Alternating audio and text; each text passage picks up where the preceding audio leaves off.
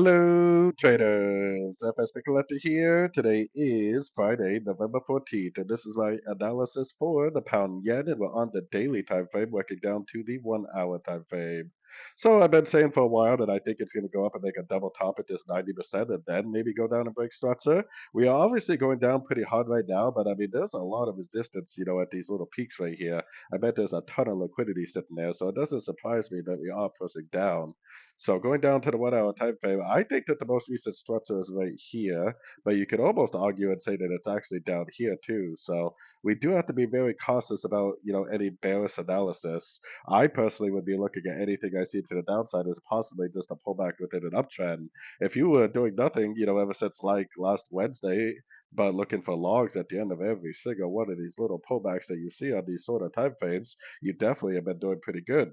Now, if it breaks structure very significantly to the downside, I'd be more than happy to start looking for shorts. But I think that anything we see to the downside is likely just a pullback within the uptrend. So, anyways, don't forget to check out my website linked over here in the corner. And as always, thank you for watching and happy trading.